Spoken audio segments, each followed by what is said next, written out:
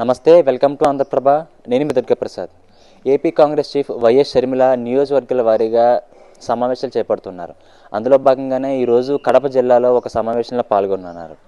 అయితే అంతకు ముందుగా ఇప్పుడు వైఎస్ఆర్ ఘాట్ ఇడుపులపాయలో ఉన్న వైఎస్ఆర్ ఘాట్ వద్ద నివాళులర్పించారు. ఆమె వెంట ఇతర పార్టీ కార్యకర్తలు, నాయకులు, వైఎస్ సునీత రెడ్డి కూడా ఉన్నారు.